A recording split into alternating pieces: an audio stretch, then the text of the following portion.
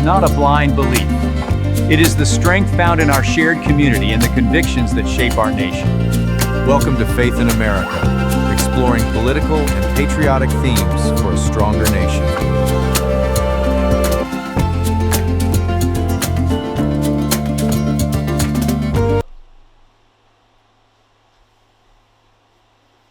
The lost art of honest conversation. How to disagree without becoming enemies. Welcome to Faith in America, where we examine real life issues from a biblical perspective. Today I want to discuss something our nation desperately needs, what seems to be losing. The ability to have honest, sincere conversations. We live in an age where everyone has a platform. Everyone has an opinion. And too few people are willing truly to listen. Social media has conditioned us to react instead of reflect, to respond instead of understand, and to win arguments instead of seeking truth. This is a dangerous trend. Truth does not fear examination. If we believe something is true, we should not fear questions. Truth stands up under scrutiny. Unfortunately, many discussions today are driven more by emotion than evidence. People often repeat headlines, memes, or talking points without ever examining whether the information is accurate. Every serious discussion should begin with a simple principle. If you make a claim, be prepared to support it. Show the facts. Present credible evidence. Explain your reasoning. Simply saying, I feel this way, is not the same as proving a point. This principle applies to politics, history, science, theology, and even everyday disagreements. Speak with conviction, not arrogance. There's nothing wrong with speaking with authority. Authority comes from knowledge, experience, preparation, and truth, not from volume. Someone who has carefully studied an issue should be able to explain why they believe what they believe. Jesus spoke with authority because his authority came from truth. Likewise, Christians should know why they believe what they believe. The Apostle Peter wrote, "But sanctify the Lord God in your hearts, and be ready always to give an answer to every man that asks you a reason of the hope that is in you with meekness and fear." 1 Peter 3:15. Notice two important words, reason and meekness. We should have reasons for our beliefs, and we should communicate them with humility. Listen to understand. Perhaps the greatest weakness in modern conversation is most people are not listening. They're waiting. Waiting for the other person to pause. Waiting to interrupt.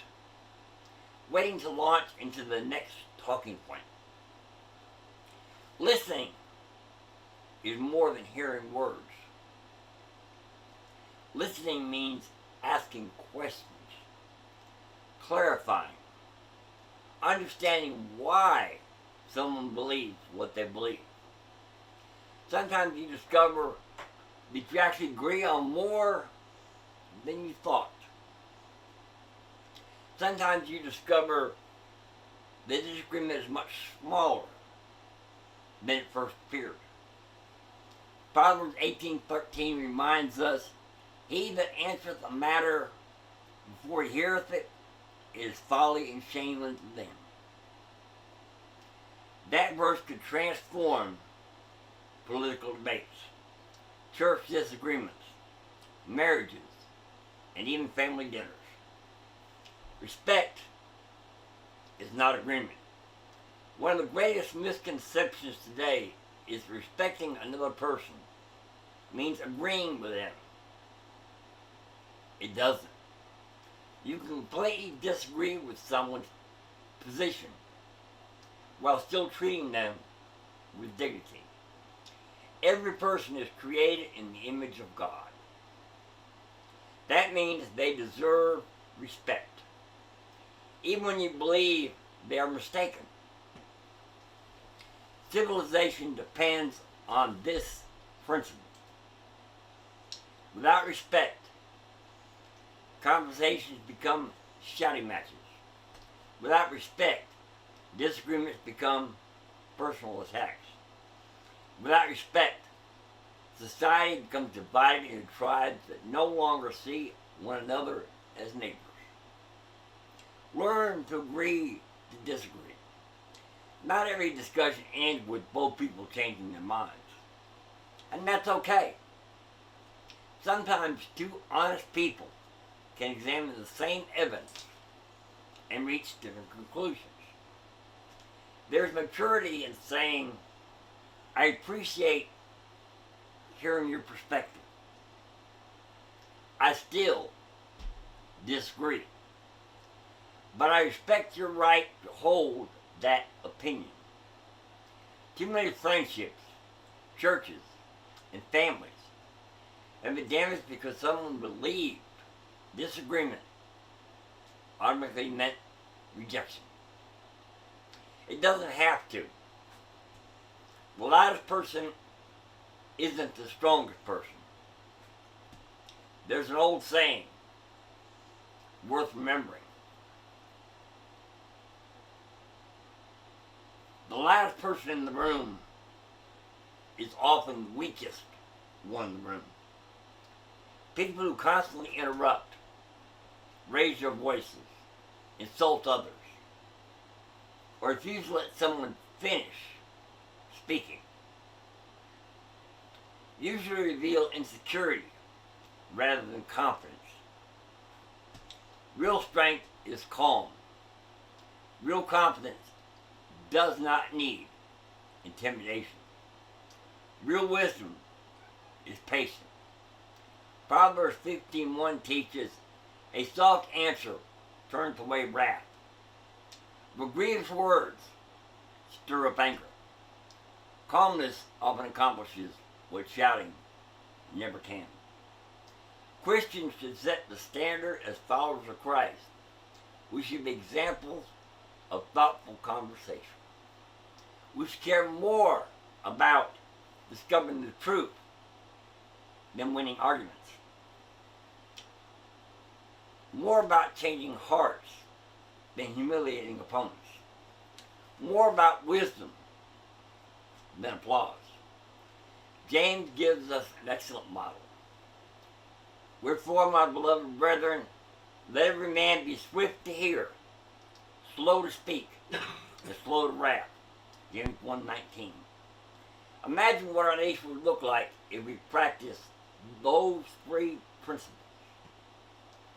Quick to listen, slow to speak, and slow to become angry. Here's my final thoughts.